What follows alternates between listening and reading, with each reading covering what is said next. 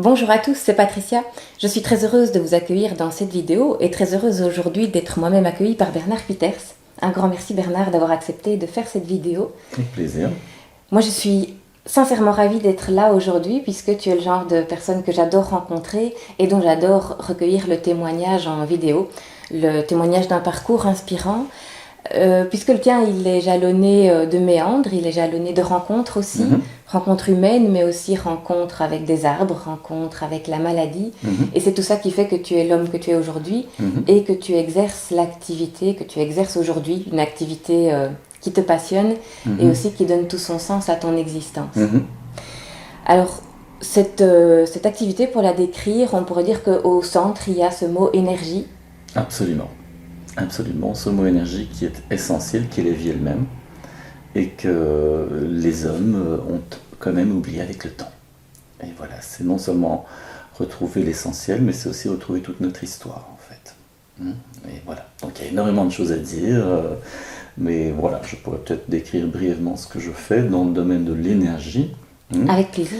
Donc en fait, voilà, donc ce que je fais, mon activité professionnelle principale, c'est d'aller chez les gens et de voir toutes les sources d'ondes qui pourraient avoir un impact sur leur santé. Alors, énergie, onde, l'important c'est de comprendre que l'onde transporte une énergie et que l'onde nous nourrit.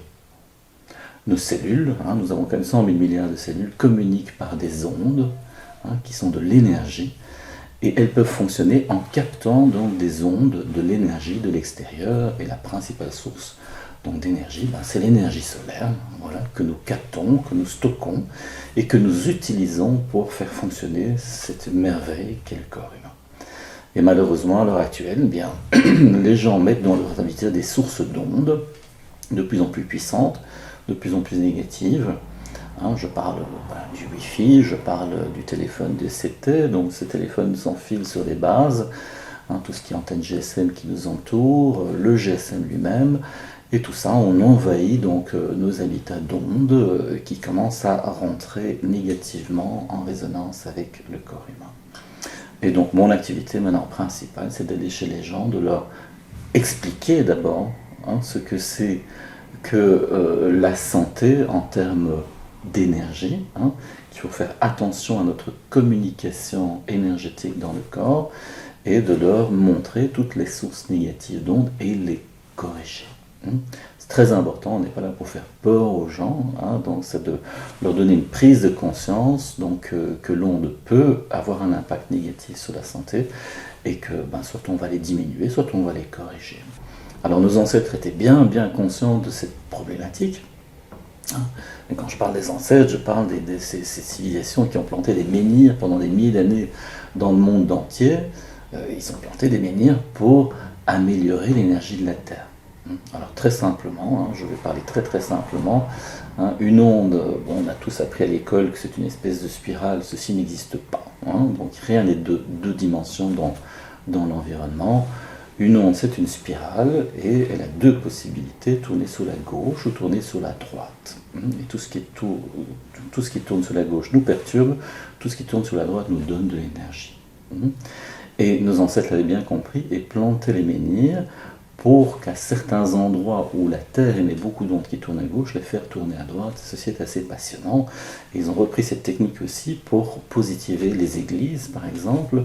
Et nous, à l'heure actuelle, qu'est-ce qu'on fait? On introduit de plus en plus d'appareils, type Wi-Fi, antenne GSM, qui envoient de plus en plus d'ondes qui tournent à gauche et qui stressent en fait le corps humain. Et c'est là que il faut faire attention parce que ça peut arriver comme des problèmes d'épilepsie et tout, donc il faut faire très attention à ça. Voilà, je peux parler pendant 2 heures, mais je vais te laisser un petit peu guider quand même l'exposé. Oui, c'est ça que si je résume, mais peut-être que je résume trop, tu me corrigeras, il y a un peu ce postulat que tout est énergie, nous sommes énergie, notre corps est énergie, et puis nous avons des corps subtils, il y a le sol est une énergie, où il y a des énergies en tout cas qui parcourent le sol sur lequel nous marchons et sur lequel nous construisons nos maisons, et puis il y a les appareils qui rajoutent, et cette énergie peut soit nous porter, soit le contraire, voire même nous rendre malades. Nous rendre malades, absolument. Mais la bonne nouvelle, c'est que tout ça peut se corriger sans mettre un menhir dans son salon. Voilà, tout à fait. Donc quand même, à l'heure actuelle, on utilise des systèmes de correction plus miniaturisés, disons. Mais en effet, la maladie, malheureusement, eh bien, elle est fort dépendante de cette problématique onde. Hein. Je te l'avais dit, voilà, moi, donc, je suis en fait à la base ingénieur civil, donc voilà, quelqu'un de très rationnel. J'ai quand même fait un doctorat en biotechnologie, parce que la biotechnologie, à l'époque, bon, ben, c'était un peu la science qu'on nous disait aller résoudre tous les problèmes de santé, dont le cancer, en mettant des gènes dans les bactéries, en faisant produire des molécules par ces bactéries, et grâce à ça, on allait résoudre le cancer, jusqu'au jour où, à 30 ans, ben, voilà, on est victime soi-même d'un début de cancer, et on se réalise que la biotechnologie n'a encore rien résolu dans ce domaine-là. Et puis finalement, on se rend compte que le domaine est en croissance. Et c'est quelques années plus tard que je rencontre quelqu'un qui fait de la santé de l'habitat et qui me dit, mais tu sais, les ondes peuvent provoquer le cancer. Et puis là, tout d'un coup, je me dis, mais de quoi on me parle? Les ondes. Et puis finalement, je suis des cours chez la personne et c'est elle qui m'apprend la biophysique. Hein, la biophysique, c'est l'influence justement de tout ce qui est physique, les ondes sur la vie, et qui m'apprend donc cette phénomène de polarisation gauche, polarisation droite, et qui me dit voilà, les ondes en polarisation gauche peuvent provoquer le cancer. Alors pour moi, c'était absolument énorme hein, de savoir que ce type d'onde pouvait provoquer le cancer. Et les sources sont, comme je l'ai déjà un peu introduit, les radiofréquences, hein, ce que les gens utilisent de plus en plus à l'heure actuelle, mais aussi des champs électriques, tout ce qui est éclairage, câbles électriques émettent des ondes en polarisation gauche. Et en effet, au niveau du sol, il y a des endroits où la Terre émet donc des ondes en polarisation d'onde. Et là, en effet, on parle du domaine de la géobiologie, hein, l'influence de la géologie sur la vie, et où on apprend qu'un courant d'eau souterrain ou une faille hein, peut provoquer, donc peut émettre des ondes en polarisation gauche. Et si on met son lit sur ce type de phénomène, un courant d'eau, faille en polarisation gauche, eh bien on peut attraper des maladies. Généralement ça commence par les troubles du sommeil. Hein. Beaucoup de gens m'appellent parce qu'ils ont des troubles du sommeil. Ça c'est les premiers troubles quand on se trouve sur des zones négatives. Et puis si on attend trop longtemps, on peut attraper des maladies, voire des maladies graves. Et pour moi ça a été aussi indispensable. J'ai eu un début de cancer du gros intestin et on ne me donnait pas de cause probable et en fait cette épée de Damoclès est vraiment insoutenable. Et maintenant je suis tout à fait confiant, donc je dors dans une maison qui est bien corrigée, je mange et ça c'est vraiment important aussi. Nos ancêtres l'avaient bien compris, on boit de l'eau en polarisation droite. Hein, pour que notre corps capte une bonne énergie. L'eau du robinet ou beaucoup d'eau en bouteille sont négatives, polarisation gauche, et ne vont pas bien nourrir les intestins. Donc moi, je ne mange et ne bois que des choses qui ont été énergétisées comme nos ancêtres le faisaient. Je pose souvent, quand en conférence, je parle souvent du pont du Gard. Beaucoup de gens connaissent généralement le pont du Gard en Provence. Et parfois je donne des conférences en France, et puis oui, tout le monde dit oui, je connais le pont du Gard, bien sûr, je connais le pont du Gard. Et je dis pourquoi le pont du Gard? Pourquoi est-ce qu'ils ont été construire un aqueduc de 53 km de long pour alimenter Nîmes en eau alors qu'il y avait des sources à Nîmes hein? Puis là, il y a un silence dans la salle, tout le monde connaît le pont du Gard, mais en fait, on ne sait pas pourquoi les Romains ont été assez fous pour construire un aqueduc de 53 km de long. Mais tout simplement parce qu'à 53 km, l'eau a une vibration qui est nécessaire, vitale pour l'homme, et aussi, il faut comprendre, dans le temps, il n'y avait pas de chlore pour conserver l'eau, donc il fallait une eau dans laquelle les mauvaises bactéries ne croissent pas, donc il fallait avoir une eau qui ait de l'énergie pour pouvoir la stocker et la distribuer, et c'est pourquoi ils avaient cette audace d'aller construire un aqueduc de 53 km de long pour aller chercher une eau qui a de l'énergie. Et c'est cette conscience qu'on a entièrement oubliée et qui ressurgit à l'heure actuelle, parce que de plus en plus de gens ont des troubles de santé, ça commence par les problèmes de santé, voire plus graves, à cause de toutes ces ondes qui envahissent notre habitat. Et il y a tout doucement maintenant cette problématique, oui, il faut peut-être retrouver cette conscience. C'est pas facile de parler de ça, parce que les gens se trouvent ça un peu ésotérique, se trouvent ça bizarre. C'est vrai que les ondes, et maintenant voilà. Maintenant, il s'y intéresse un petit peu tard quand même. Il faut l'électrochoc. Il faut malheureusement, l'homme est un peu programmé comme ça. Il réagit quand il y a une catastrophe. Quand est-ce qu'on va chez le médecin? Quand on est malade. Or, il faudra aller chez le médecin régulièrement pour ne jamais tomber malade. Et ça, c'était la philosophie chinoise d'antan. On paye son médecin si on n'est pas malade. Parce que le médecin, régulièrement, va chez son patient, mais va travailler sur son corps énergétique. Un peu comme on fait avec la voiture. La voiture, on fait des entretiens a priori pour qu'elle tombe pas. Et c'est une excellente comparaison. Et c'est un peu affolant de voir que les gens se préoccupent plus de leur voiture que de leur corps. Ils vont religieusement toutes les années faire le grand entretien, voire les petits entretiens, mais leur corps, ils le font entretenir quand il est malade. Et ceci n'a pas de sens. Et c'est assez incroyable de se dire, mais nos ancêtres l'avaient bien compris, pendant des milliers d'années, ils ont corrigé la Terre pour qu'elle soit positive pour la santé, et puis maintenant, on a oublié tout ça. Alors, mais je dis voilà, je pense que c'est l'homme, tant qu'il n'aura pas compris, on va augmenter d'un jet, et à un moment donné, il va retrouver sa prise de conscience, il va recomprendre que ce corps fonctionne grâce aux ondes. Donc on sait maintenant que 900 000 milliards de cellules communiquent ensemble en s'envoyant des ondes, mais des ondes à des densités, si je parle en termes de watts, de 0,1601 watts, ce qui est infime, tandis qu'un Wi-Fi déjà, qui n'est pas très loin d'un corps humain, est dans les milliwatts, c'est-à-dire 0,001 watts. Mais ce que les gens ont oublié, c'est cet aspect électromagnétique du corps humain, que nos cellules communiquent par des ondes, et aussi dans la cellule. Dans la cellule, nous avons quand même des réactions chimiques qui se font par des enzymes. Donc les enzymes, c'est ces petites protéines qui vont catalyser une réaction chimique. Et puis je pose toujours la question aux gens, et je dis à votre avis, est-ce que ces 4500 enzymes font ce qu'elles veulent dans la cellule, ou est-ce qu'elles reçoivent un ordre pour agir à un certain moment? Et même si vous parlez à un médecin ou à un biologiste, il ne sait pas. Il ne sait pas. Mais il dit quand même, oui, il doit y avoir une certaine organisation. Et oui, mais je dis, comment est-ce qu'une enzyme sait qu'elle doit agir et pas une autre? Eh bien, c'est par les ondes de nouveau. Et c'est ça qui est extraordinaire. Et pour moi, ingénieur, qui est quand même plus dans la régulation que dans la biologie, c'est de savoir qu'en fait, une enzyme va agir uniquement si elle reçoit une onde d'une certaine fréquence pour dire c'est à moi à agir et pas une autre. Donc chaque enzyme va être activée par une onde qui a de l'énergie, mais à une certaine fréquence pour savoir c'est à moi à agir et pas une autre.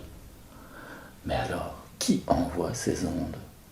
Et la biophysique répond encore, c'est notre ADN, donc nos gènes, qui va stocker les ondes venant du soleil et va repulser à certains moments des ondes de fréquence spécifiques pour activer certains enzymes.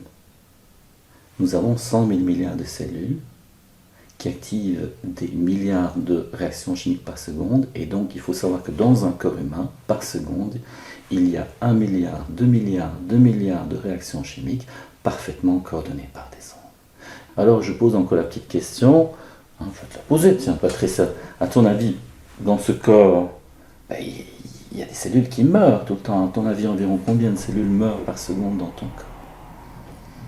Voilà, donc ça c'est la réponse classique. Les gens ne savent pas. En général, c'est les enfants qui répondent le mieux. Des millions. Je dis oui, des millions. Ça fait 10 millions de cellules qui meurent par seconde dans ton corps. Mais c'est énorme, c'est-à-dire que le corps doit checker ces 100 000 milliards de cellules, donner un signal aux cellules qui sont en fin de vie pour dire toi tu t'arrêtes, et donner 10 millions de signaux par seconde aux cellules voisines pour dire il va falloir se reproduire. Et ça, c'est une gestion phénoménale. Et c'est pour ça que je dis aux gens, voilà, maintenant, vous avez le choix, soit vous laissez votre corps au niveau électromagnétique en paix, ou alors vous l'agressez en continu. Mais à un moment donné, il faudra vraiment comprendre qu'il faut laisser ce corps se reposer, surtout la nuit. Donc là, petite mesure d'hygiène, eh bien on coupe son wifi la nuit, etc. Voilà. Donc c'est une immense prise de conscience que nos ancêtres maîtrisaient très très bien, parce que qu'est-ce qui nous reste de nos ancêtres? C'est tous des édifices énergétiques. Un menhir, c'est une pierre qui en fait, transmet de l'énergie, transforme l'énergie négative en énergie positive. Un temple, une église, eh bien, c'est un édifice qui met les énergies cosmiques et telluriques en équilibre parce que c'est indispensable pour l'énergie de notre corps. Et c'est vraiment dans une église qu'on va se ressourcer énergétiquement. Et enfin, en t'entendant, il y a dans tout ce que tu dis beaucoup de chiffres, beaucoup de choses qui ont l'air très scientifiques, rationnelles, mesurables, etc. Et en même temps, dès qu'on parle d'énergie, on a souvent l'étiquette hurluberlu ou que sais-je, un peu perché. Ésotérique, oui. Mais est-ce qu'il y a un peu des deux quand même dans ce que tu fais, ou bien est-ce que cette étiquette de perché est complètement à côté de la plaque? Bien sûr. En soi, l'homme veut toujours se réfugier derrière ce mot science, scientifiquement prouvé. Et il doit un jour accepter, et je suis quand même scientifique à la base, qu'on ne pourra jamais tout expliquer scientifiquement. Il y a du conscient et il y a du subconscient. Eh bien, le subconscient, ça existe, mais on ne pourra jamais l'expliquer scientifiquement. Au niveau de la polarisation des ondes, c'est fondamental. C'est un principe fondamental de savoir qu'une onde, bon, on sait que c'est une onde, c'est une spirale, qu'elle tourne à gauche ou à droite, il n'y a pas d'appareil scientifique. Pour mesurer ça, nous le mesurons par des outils qu'on appelle des outils de radiesthésie, où c'est mon corps par un outil amplificateur qui va ressentir les choses. Et le problème, c'est que la science ne veut pas reconnaître cette polarisation gauche, polarisation droite, parce qu'il n'existe pas d'outils scientifiques. Mais pour moi, c'est non scientifique de dire que des choses n'existent pas parce qu'aucun appareil de mesure ne peut les prouver. Donc c'est vraiment cette définition du mot science qui est très complexe. Et je pense que voilà, il faut parfois sortir du rationnel et aller plus dans le ressenti. Évidemment, une fois qu'on va dans le ressenti, moi j'ai commencé à comprendre la vie quand j'ai commencé à comprendre l'énergétique. Au fond, quand je t'entends parler aussi de ce que tu fais, de ce que tu aimes dans ce que tu fais, parce qu'il y a le côté rééquilibration, etc., mais tu parles aussi il y a plusieurs fois eu le mot expliquer, l'importance d'expliquer finalement, d'éveiller les consciences, etc. Absolument. Et qui fait écho, je pense aussi à ton parcours, à toi, de vouloir comprendre les choses, puisque j'avais parlé de rencontres avec des arbres, et ça c'est une rencontre qui date de ton enfance, un arbre que tu vois qui est malade et tu te demandes mais pourquoi il est malade. Et puis cette question-là qui fait écho à la question que tu t'es posée toi quand tu es tombée malade aussi. Voilà. Alors tu dis évidemment c'est rassurant d'avoir des explications parce qu'on se sent un peu plus maître de son destin, mais est-ce que du coup tu vois aussi cette maladie comme un cadeau de la vie qui venait te dire que tu n'étais pas tout à fait au bon endroit, ou en tout cas qu'il y avait un meilleur chemin pour toi? Absolument, ça c'est fondamental. Évidemment, au moment même, on ne le comprend pas comme ça. Quand on a 30 ans et qu'on a cette maladie, on est dans des peurs et tout, mais c'est ça qui m'a donné finalement l'impulse de chercher, en fait, de me dire non, je ne veux pas garder cette épée de Damoclès, je dois comprendre. Je ne peux pas comprendre en tant que scientifique que je ne peux pas comprendre quelque chose qui se passe. Donc il doit y avoir une cause. Et c'est sûr que bon, tu parlais de cet arbre malade, en effet, chez mes parents, près de chez mes parents, il y avait un petit bois avec tous des arbres magnifiques, et puis juste un arbre, mais vraiment tordu, mais un arbre assez extraordinaire, magnifique. Et déjà tout petit, je me posais la question, mais pourquoi toi tu pousses comme ça et tous les autres poussent normalement? Donc ça m'a toujours intrigué. Et donc j'ai cette maladie, et donc j'ai ce cancer qui me faisait très peur, et puis j'ai cette personne qui m'a dit, oui, les ondes peuvent provoquer le cancer. J'ai fait cette formation, j'ai commencé à pouvoir mesurer les ondes en polarisation gauche qui sont émises par le sol et tout. Et puis quand j'ai pu bien maîtriser mes outils de mesure, je suis retourné dans ce petit parc près de chez mes parents. Et j'ai commencé à analyser le lieu où cet arbre a vécu. Et je vois qu'il croît sur un croisement de courant d'eau en polarisation gauche. Et puis c'est là que je lui dis merci. Je lui dis merci parce que c'est toi qui m'a mis sur la voie quelque part. Et puis c'est ce cancer qui m'a mis sur la voie. Et puis c'est la rencontre. On ne fait pas les rencontres par hasard. Je pense que je me rends compte aussi que j'ai toujours été fait pour ça. Je pense qu'au niveau sensibilité, j'avais toujours eu la sensibilité de faire ça. C'est vrai que comme enfant, je n'étais pas quelqu'un de très standard. Je me posais beaucoup de questions. Pourquoi toi tu crois comme ça et tout? Pourquoi tu es malade? Dans la famille, j'ai eu beaucoup de cas de cancer et je me dis mais pourquoi le cancer très jeune? Et finalement, en fait, voilà, grâce à cette maladie, en fait, j'ai fait une recherche qui m'a amené sur un monde extraordinaire. Et puis sur finalement comprendre toute la science de nos ancêtres, savoir qu'il y a aussi une histoire de l'énergétique, que c'est pas quelque chose qui est né comme ça récemment. Non, les mégaliticiens, ça a quand même duré des milliers d'années, ont planté des menhirs, et cette science, les Égyptiens l'ont reprise pour construire leur temple, leur temple les colonnes de temple, c'est des séries de mégalithes qui se suivent, c'est pour transformer les énergies, pour positiver les énergies. Et puis toute cette science égyptienne est passée chez les Grecs, puis est passée chez les Romains.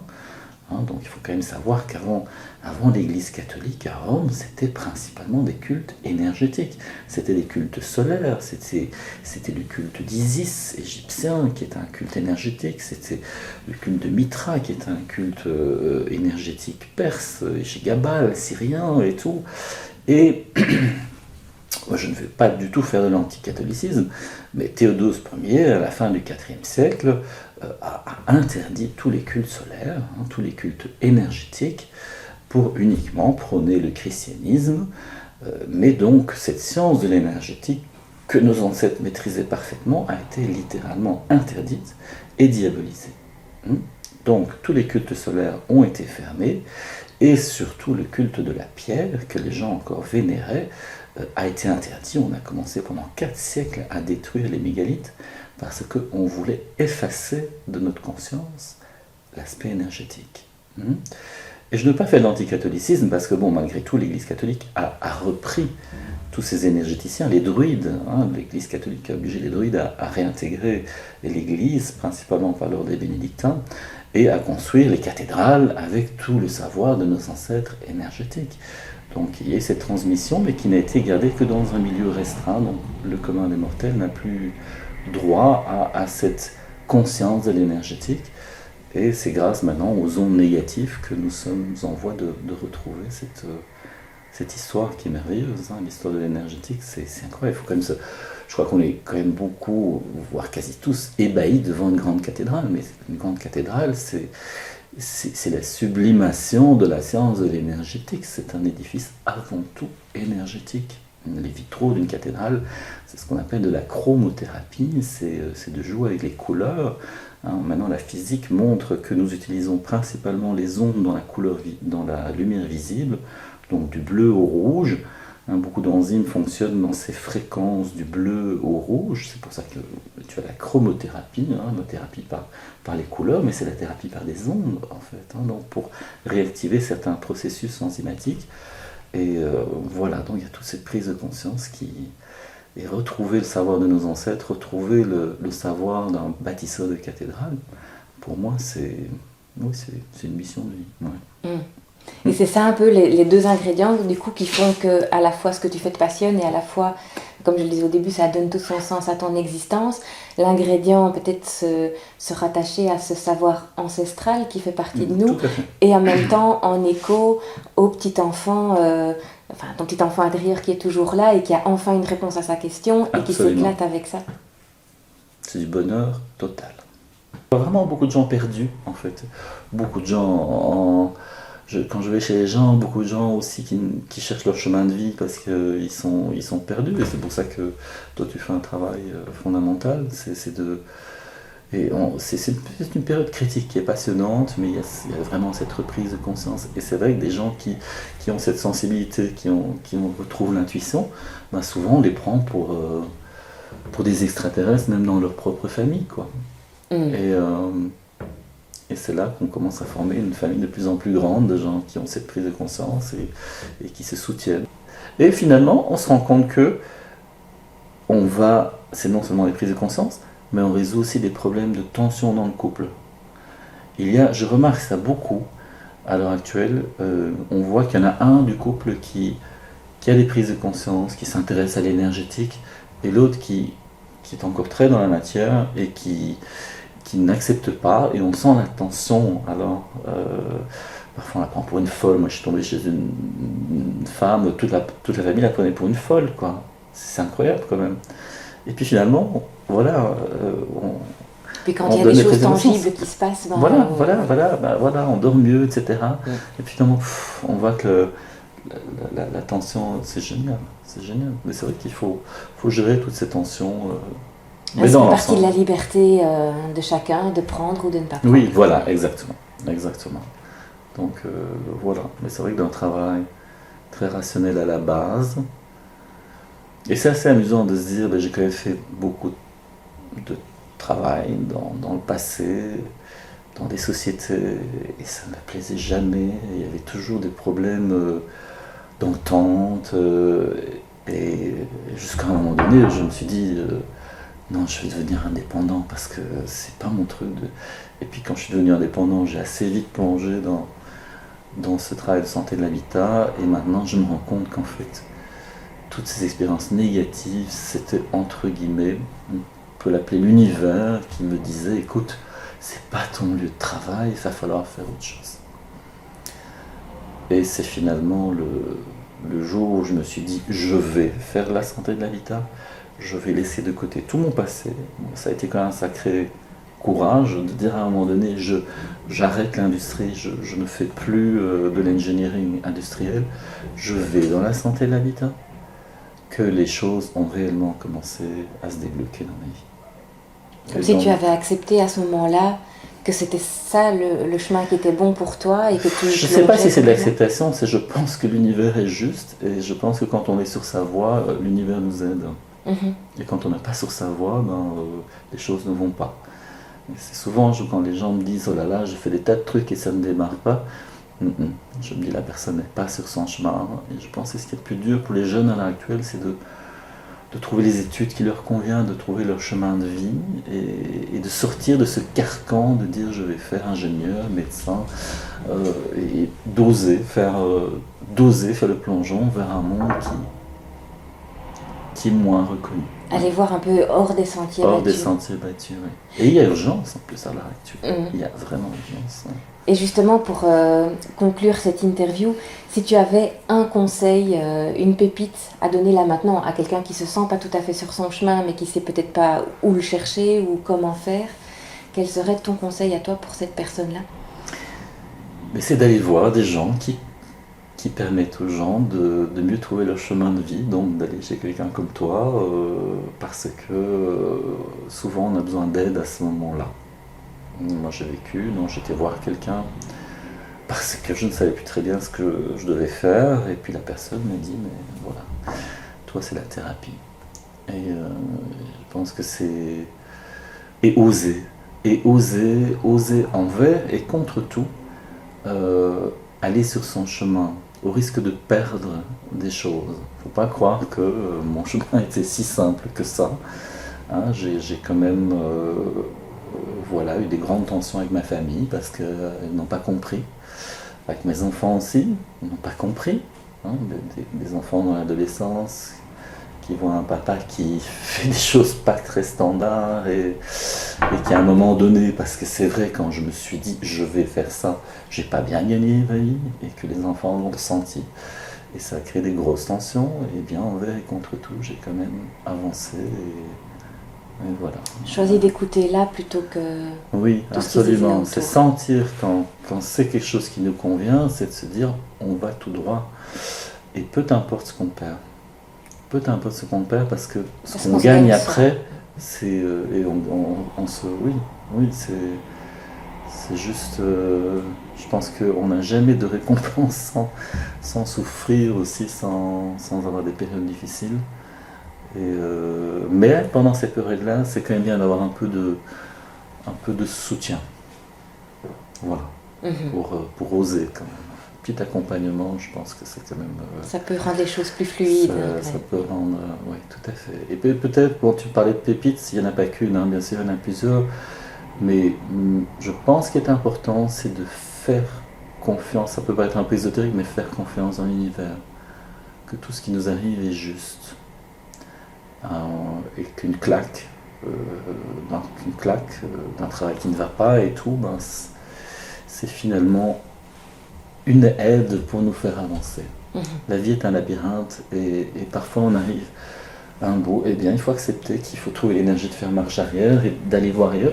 Et sortir du labyrinthe n'est pas facile, mais quelque part, la sortie est belle. Ouais. Ah oui, tout à fait. Et écoutez. On n'écoute pas assez. C'est vrai que l'univers nous donne des signes et on ne veut pas les entendre, pas les voir. Et à un moment donné, il faut se dire, j'écoute. Quelqu'un me dit de faire ça, je ne dois pas passer ça à côté. C'est souvent un signe qu'il y a quelque chose à faire. Voilà, d'être à l'écoute et dans le ressenti. Voilà. Un grand merci pour tout ça. Du coup, si on a envie d'en savoir plus sur toi, de te retrouver, on passe par ton site ? Oui, aqc.be. Là, il y a toutes tes coordonnées. Il n'est pas super actuel, je pense, mais il y a tes coordonnées. J'ai plus le temps d'actualiser mon site, c'est en effet un problème. Mais on a bien compris de toute façon il y a moyen de trouver mes coordonnées. Tout ce que tu peux apporter. Oui, tout à fait. Et voilà. Un grand merci pour tout ce partage-là. Merci à vous de nous avoir écoutés. Bien sûr que si cette vidéo vous a inspiré, n'hésitez pas à liker, à partager. Et puis je vous dis à très bientôt dans une prochaine vidéo. À bientôt.